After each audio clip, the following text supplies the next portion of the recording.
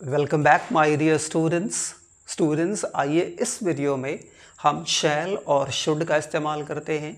इसके पहले मैंने जो कल वीडियो डाला था वो एक्चुअली कैन और कुड पे था। तो यदि आपको कैन और कुड के यूज़ में कोई डाउट है, कोई कॉम्प्लिकेशन है, तो आप उस वीडियो को मेरे चैनल पे जाके ज़रूर देखें और अपना फीडबैक दें। तो आइए हम इस वीडियो में शैल और शुड को समझते हैं। शैल का जनरल यूज़ आप जानते हैं, लेकिन एक बार फिर मैं आपका जनरल यूज़ भी बता रहा हूँ, प्लस इसका कुछ टिपिकल यूज़ भी बता रहा हूँ। उसके बाद मैं शुड को बताऊँगा। तो आइए पहले शैल के यूज़ को हम समझते हैं। शैल ये कह रहा shall is used under the following conditions. कह रहा है शैल का इस्तेमाल हम फॉलोइंग कंडीशंस में करते हैं। इन कंडीशन में पहला, future activity with I we. Future में हम शैल का इस्तेमाल किसके साथ करते हैं? आई के साथ और वी के साथ। एक चीज़ आपको ध्यान में रखना है कि शैल का इस्तेमाल आई और वी के साथ होता है फ्यूचर में। आई और we, I first person singular number common gender, we first person plural number common gender. English language में माय डियर लर्नर्स 3 पर्सन्स का इस्तेमाल किया जाता है, first person, second person, third persons. और इन 3 पर्सन्स के लिए जो प्रोनाउंस यूज़ किए जाते हैं उन्हें हम एक्चुअली कहते हैं पर्सनल प्रोनाउंस। तो एक बार इन 3 पर्सन्स को समझ लें। I first person singular number common gender. Common gender मैं क्यों कह रहा हूँ? क्योंकि आई मेल के लिए भी और फीमेल के लिए भी। We first person plural number, again common gender. We जो होता है वो भी फर्स्ट पर्सन होता है, लेकिन वो प्लूरल नंबर होता है और वो भी कॉमन जेंडर होता है। वो भी मेल और फीमेल दोनों के लिए यूज़ किया जाता है, मैस्कुलिन प्लस फेमिनिन। ये फर्स्ट पर्सन हुए माय डियर लर्नर्स। जो सेकंड पर्सन होता है वो होता है you, YOU। You is second person plural number common gender. याद रखिएगा, यू सेकंड पर्सन होता है और ये भी यू सेकंड पर्सन होता है। ये क्या होता है? प्लूरल नंबर होता है माय डियर लर्नर्स। एक व्यक्ति के लिए भी हम यू कहेंगे और एक से ज़्यादा के लिए भी हम यू कहेंगे। तो यू सेकंड पर्सन होता है और प्लूरल नंबर होता है। तीसरा, ये भी कॉमन जेंडर है। ये हम गर्ल के लिए भी यूज़ कर सकते हैं और बॉय के लिए भी यूज़ कर सकते हैं, करते हैं। थर्ड पर्सन होता है पहला ही third person singular number masculine gender, यानी कि केवल मेल के लिए ही का इस्तेमाल होगा। She third person singular number feminine gender, यानी कि केवल गर्ल्स के लिए, विमेन के लिए। It third person singular number neuter gender. It जो होता है हमारे डियर लर्नर, ये थर्ड पर्सन सिंगुलर नंबर होता है और ये न्यूटर जेंडर के लिए यूज़ होता है, यानी कि नॉन लिविंग चीज़ों के लिए, जैसे कि चेयर के लिए आप इट का इस्तेमाल करेंगे, चेयर के लिए आप इट का इस्तेमाल करेंगे।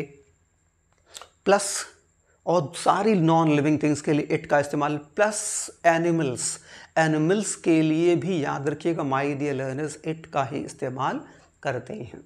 उसके बाद हमारे पास होता है दे, THEY। दे होता है थर्ड पर्सन, याद रखिएगा, प्लूरल नंबर, एंड ये भी कॉमन जेंडर होता है डियर लर्नर्स। कॉमन जेंडर यानी कि दोनों के लिए, मेल और फीमेल दोनों के लिए। तो मैंने ये आपको 3 पर्सन्स बताया, याद रखिएगा और आसानी से समझ लीजिए। फर्स्ट पर्सन हमेशा बोलने वाला होता है, जो बोलता है। जैसे मैं बोल रहा हूँ तो मैं फर्स्ट पर्सन, आपसे बोल रहा हूँ तो आप सेकंड पर्सन, यानी सुनने वाले सेकंड पर्सन। और मान लीजिए अगर मैं किसी के बारे में बात कर रहा हूँ, ठीक है, ही के बारे में, हिम के बारे में, राम के बारे में, श्याम के बारे में, तो वो क्या हो जाएगा? Person third person. तो फर्स्ट पर्सन हमेशा बोलने वाला, सेकंड पर्सन सुनने वाला और थर्ड पर्सन जिसके बारे में बात की जाती है। तो मैं आपको यहाँ बता रहा था आई और वी के साथ हमेशा फ्यूचर में शैल का इस्तेमाल होता है। जनरली शैल का इस्तेमाल होता है। लेकिन मॉडर्न इंग्लिश हमें इस बात का भी क्या देती है, प्रिविलेज देती है कि हम इसके आई और वी के साथ विल का भी इस्तेमाल कर सकते हैं। और आज यही यूज़ ज़्यादा कॉमन है। लेकिन याद रखिएगा, फॉर्मल इंग्लिश में, स्टैंडर्ड इंग्लिश में आज भी आई और वी के साथ शैल के यूज़ को ज़्यादा अच्छा माना जाता है। ये चीज़ क्लियर? जैसे आप देखिए, यहाँ पे दिया मैंने फ्यूचर एक्टिविटी आई और वी। तो जैसे देखिए example, I shell go there, मैं वहाँ जाऊँगा। वी शैल नॉट सिंग, हम नहीं गाएंगे। अब यहाँ देखिए दूसरा यूज जो है शैल का, that is important. Shall is also used with second oblique third person. यहाँ मैंने पहले हम लोगों ने आई फर्स्ट पर्सन के साथ इसका यूज़ समझा। अब हम इसका यूज़ सेकंड पर्सन के साथ और थर्ड पर्सन के साथ मैंने बताया। सेकंड पर्सन यानी यू, थर्ड पर्सन यानी कि ही, शी, इट, दे। ये इनके साथ भी माय डियर लर्नर्स जो है शैल का यूज़ होता है। किस केस में? देखिए पहला कब करेंगे? Shall is also used with second third person to give command यानी कि ऑर्डर। यहाँ देखिए थ्रेट, ये थ्रेट है dear learners, THREAT,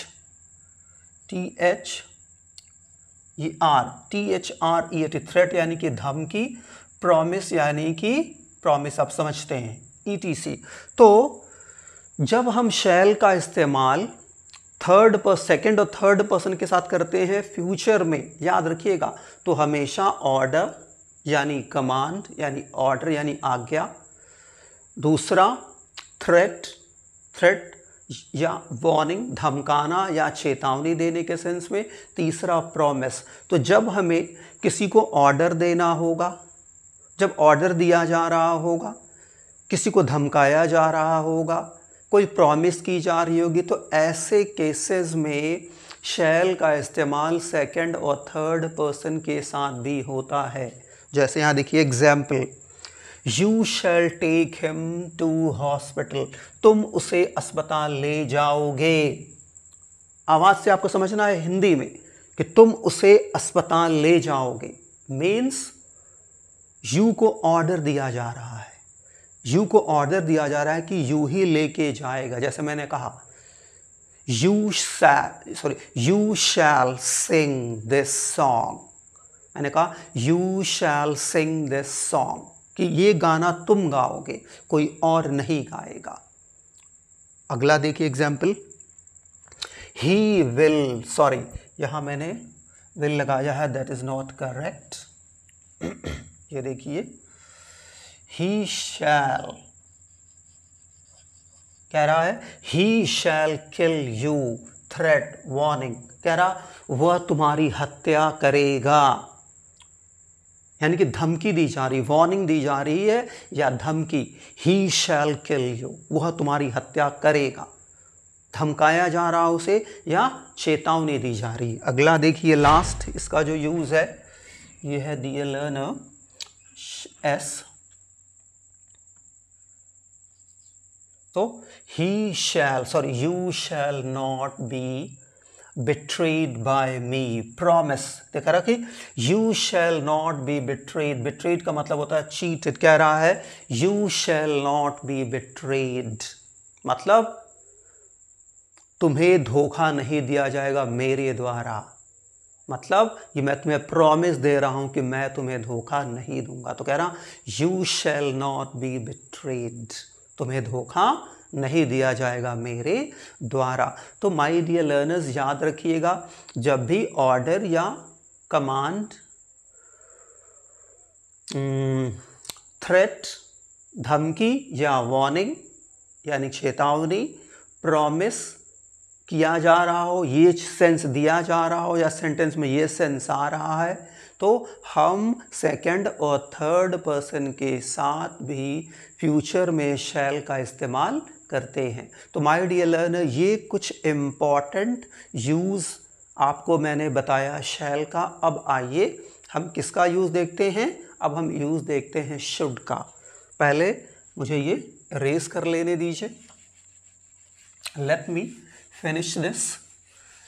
And one thing all you need to do is to take proper care and to take proper notice of all those words I speak during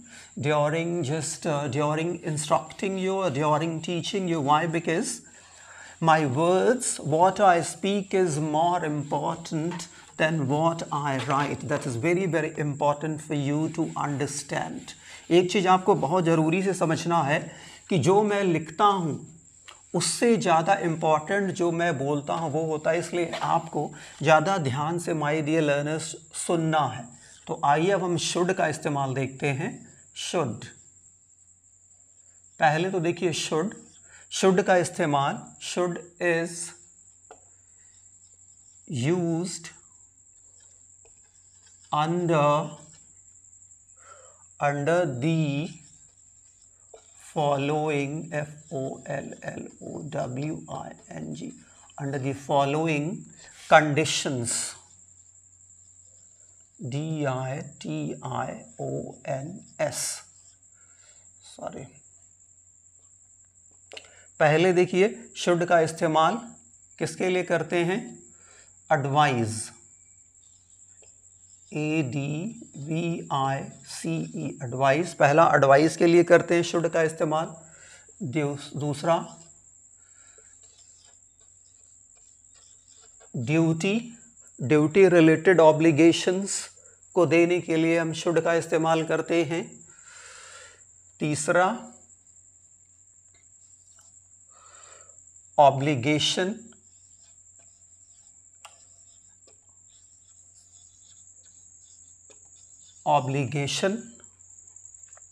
obligation के sense में करते हैं, बाध्यता दिखाने के लिए.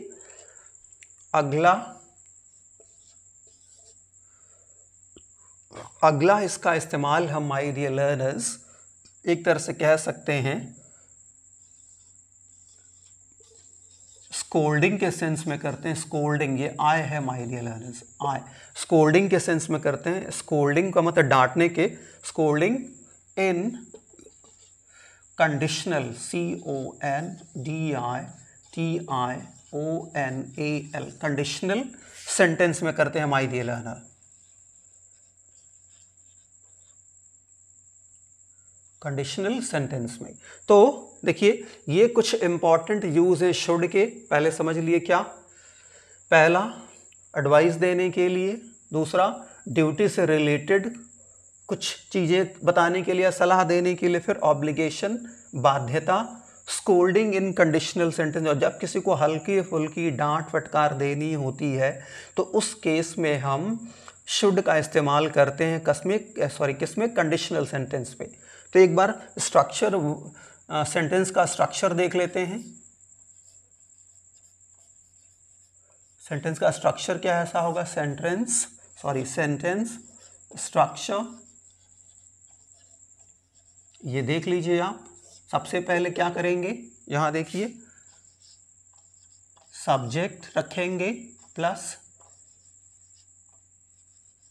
Should होगा plus V1 होगा प्लस ऑब्जेक्ट होगा प्लस अदर वर्ड्स होगा. डियर लर्नर्स ये ध्यान रखिएगा. ये रहेगा जो है sentence structure. Subject plus should plus V1 plus object plus other words. अब मैं सिर्फ इसको मिटाता हूं क्योंकि एक एक करके मैं आपको ये समझाऊंगा. यहां से मिटा रहा हूं आपको. ये तो मिटा दिया मैंने, लेकिन चलिए इसको मैं यहाँ रख रहा हूँ. ऑब्लिगेशन एक बार मैं लिख ले रहा हूँ, इसको मिटाता हूँ. That is what second, this is third.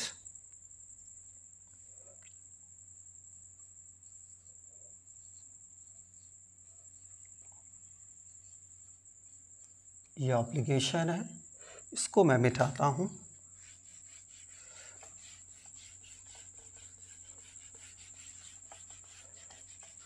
देखिए सबसे पहले क्या है, क्या मैंने है एडवाइज. जैसे देखिए पहला इसका यूज़ हम करते हैं, और सॉरी एक जो पैसिव का भी स्ट्रक्चर आपको दे देते हैं। पैसिव का स्ट्रक्चर क्या होगा?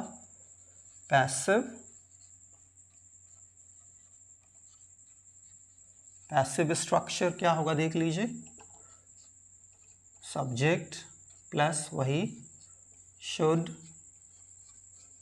Plus plus be plus V3 plus by object plus मान लीजिए अदर वर्ड्स। तो एग्जाम्पल के तौर पे देखिए, पहला एडवाइस के लिए जैसे कि मान लीजिए कि जैसे मान लीजिए एग्जाम हिंदी लेख का सेंटेंस, तुम्हें फल खाना चाहिए। तो देखिए यहाँ तुम्हें फल खाना चाहिए, क्या किया जा रहा है? एक एडवाइस दी जा रही है, एक एडवाइस। तो कैसे होगा? तुम्हें यानी कि यू, फिर शुड, फिर ईट, फिर फ्रूट्स, FRUITS, फ्रूट्स। तो तुम्हें क्या खाना चाहिए? देखिए मैंने आपको पिछली बार भी बताया था कि हम कैसे पता करेंगे कि ये जो सेंटेंस है इसमें जो वर्ब है वो ट्रांजिटिव है, क्योंकि वर्ब ट्रांजिटिव नहीं होगी तो पैसिव नहीं होगा। तो कह रहा तुम्हें क्या खाना चाहिए? What should you eat? Fruits, फल। तो ये पैसिव बन जाएगा, ये आपको मैं लिख दे रहा हूँ A यानी कि एक्टिव, P यानी कि पैसिव। तो फ्रूट्स इसका ऑब्जेक्ट है, तो ये सब्जेक्ट बन जाएगा पैसिव में। तो क्या हो जाएगा? FRUITS, fruits. फिर शुड आ जाएगा, शुड प्लस बी, फिर ईट का थर्ड फॉर्म ईटन, फिर क्या हो जाएगा? By you. तो ये माय डियर लर्नर पहला एग्जाम्पल हो गया। अब जो है एक दूसरा एग्जाम्पल लेते हैं, इसको मिटाता हूं मैं।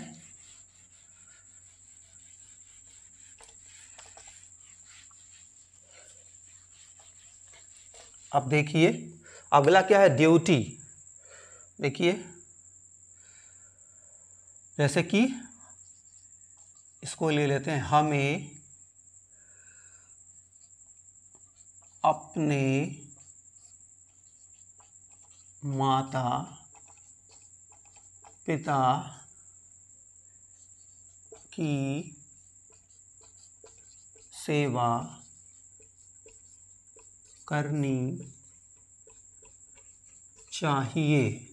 ये देखिए थोड़ा सा मैं दूसरा पेन ले लेता हूँ डियर लर्नर, ये चल नहीं रहा सही। तो ये देखिए हमें अपने माता पिता की सेवा करनी चाहिए। तो क्या ये हमारी ड्यूटी है, यानी ये हमारा कर्तव्य है। तो हम क्या होगा? हमें यानी कि वी, फिर शुड क्या है? सेवा करने की, सर्व,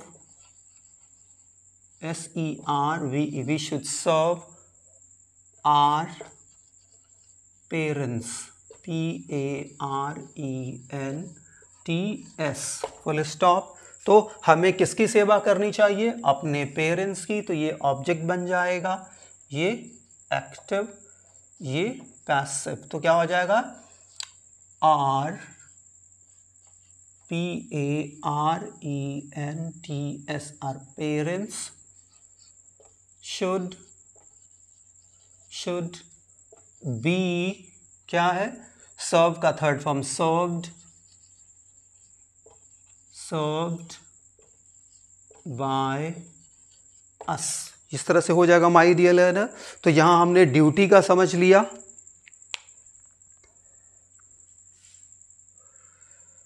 इसको मिटा रहा हूं माय डियर लर्नर तीसरा समझाने के लिए।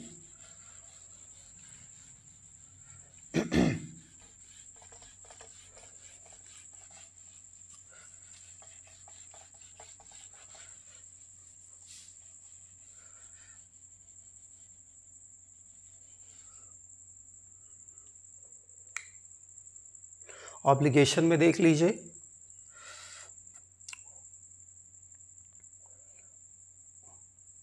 तुम्हें तुम्हें ही ले लेते हैं, तुम्हें इन सारे तुम्हें इन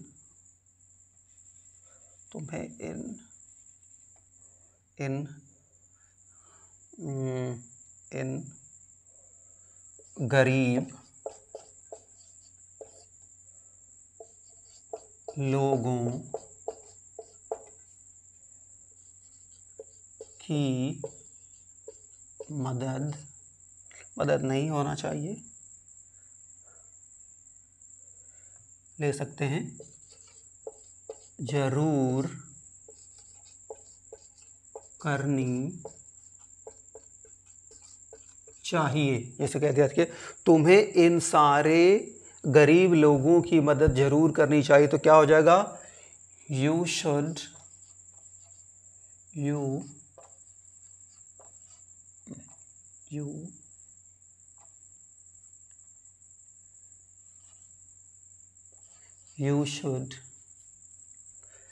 help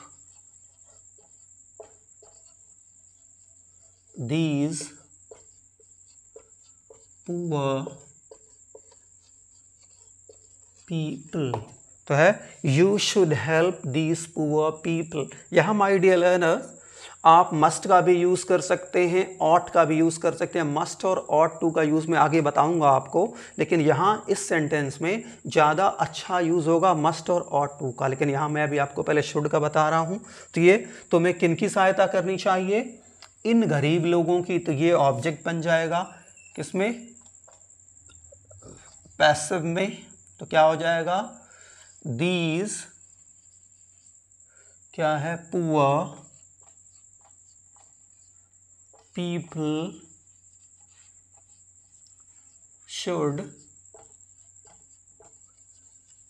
बी, क्या हो जाएगा, हेल्प्ड,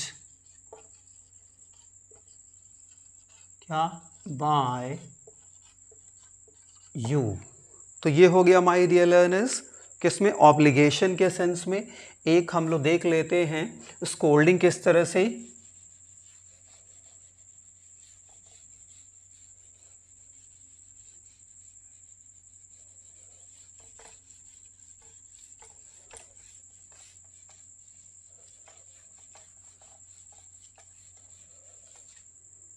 कैसे देखिए,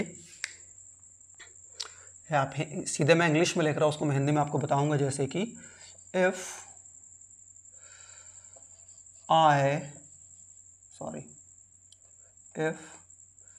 I were at your place,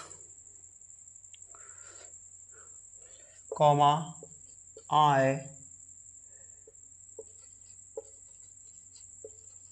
should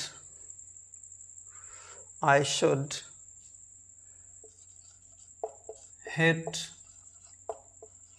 him। तो कह रहा है कि if I were at your place, यदि मैं तुम्हारी जगह होता, आई शुड हिट हिम, मैं उसे मारता। ये सेंस दे रहा माय डियर लर्नर्स।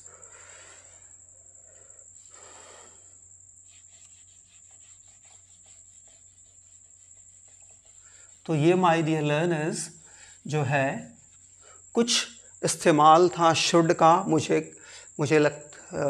जस्ट पूरा कॉन्फिडेंस है कि ये आपको जो है शुड का इस्तेमाल क्लियर हो गया होगा। एक शुड का और इस्तेमाल है, that is also very important. आइए उसको भी हम देख लेते हैं। दैट इज़ जो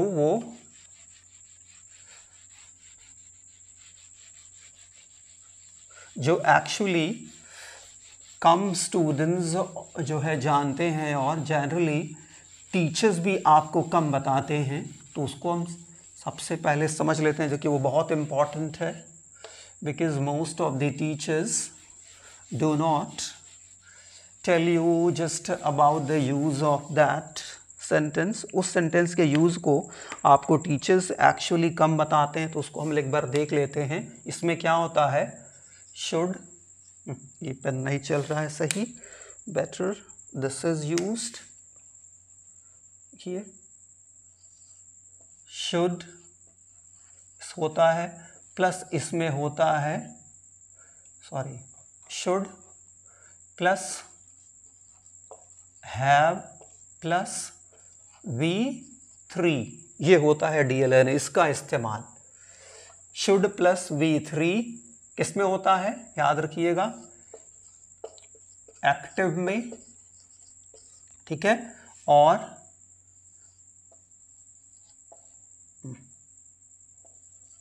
should have plus been plus V3 होता है किसमें, रियल अर्नर्स, पैसिव में। तो आइए इसके इस्तेमाल को समझते हैं एक बार। पहले जो है सेंटेंस स्ट्रक्चर को देख लेते हैं, यहाँ लिख दे रहा हूं मैं आपको, सेंटेंस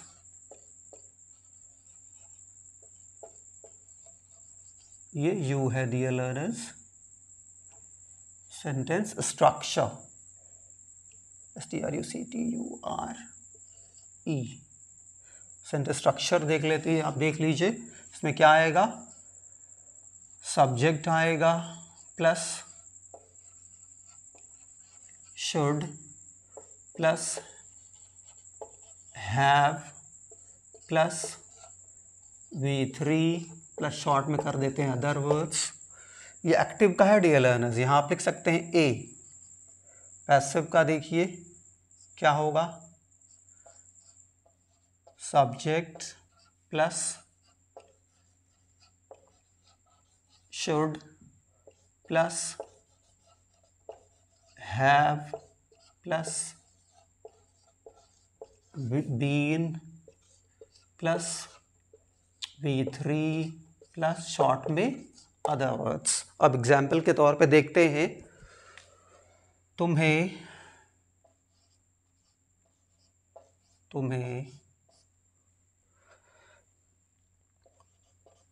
पापा को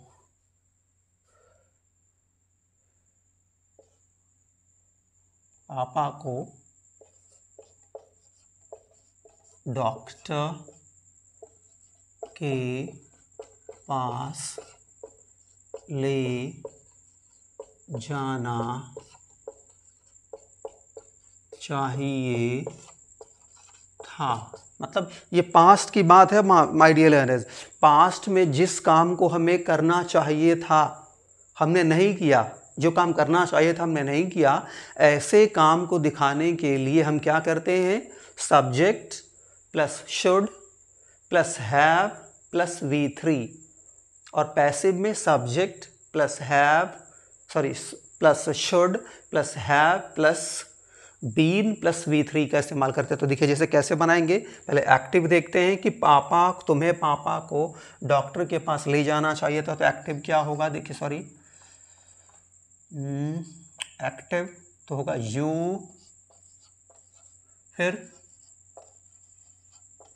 शुड, फिर have, you should have just taken, ले जाने के लिए dear student taken, you should have taken, फिर आएगा फादर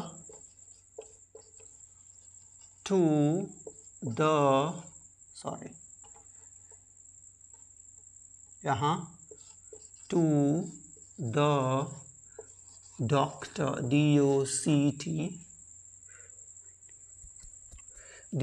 DOCTER डॉक्टर,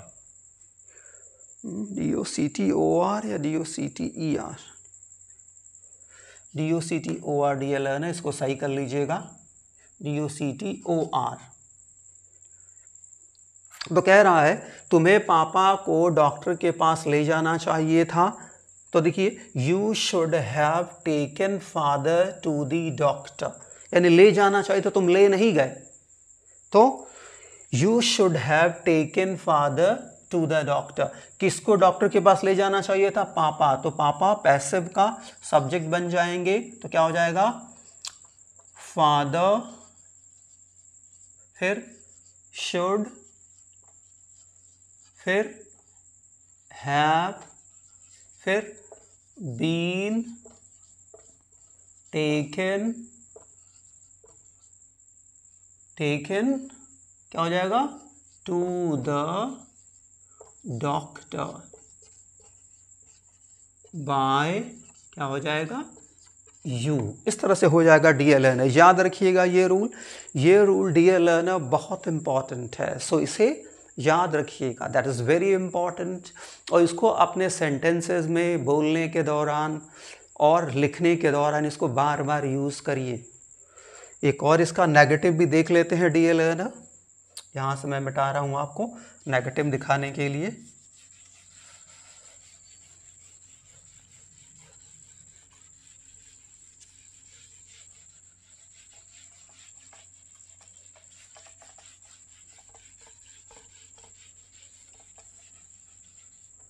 नेगेटिव में देख लेते हैं। डियर लर्नर, एक चीज़ को ध्यान रखिए, इसे नेगेटिव पढ़ते हैं, निगेटिव नहीं। तो नेगेटिव में क्या होगा? Subject plus should plus not plus have plus V3 plus other word. Short में बता रहे हैं डियर लर्नर्स। अब पैसिव इसी का क्या हो जाएगा? देख लीजिए, सब्जेक्ट प्लस शुड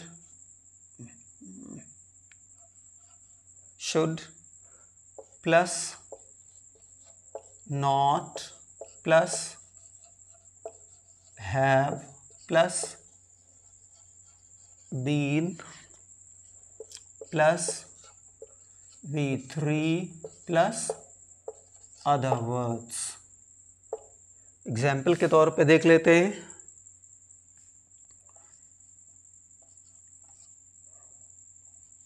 उसे उन किताबों को नहीं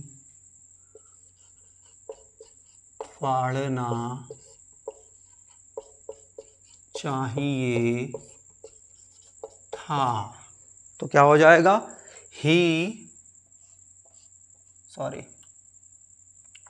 my bad, he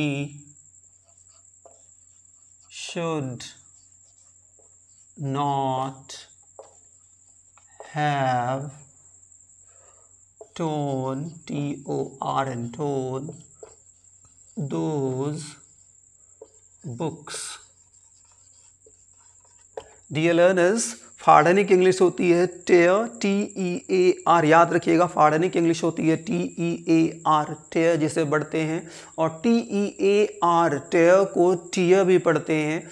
T-E-A-R tier means फाड़ना, और T-E-A-R टीयर मीन्स आंसू। सो ये जो टीयर वर्ड है माय डियर लर्नर, एक्चुअली ये क्या है? ये आपको ध्यान रखना है कि ये एक्चुअली क्या है। So actually dear learners, dogs are barking a lot, so let me finish this session soon as possible। तो एक बार आप देख लीजिए उसे उन किताबों को नहीं फाड़ना चाहिए था। तो इस केस में क्या लिखा मैंने? He should not have torn these books। तो क्या नहीं फाड़ना चाहिए था इन किताबों को? तो पैसिव क्या हो जाएगी? these books, those books my dear ने किया है उन किताबों को, तो those books should not, SHOULD, should not have been TORN, torn by what?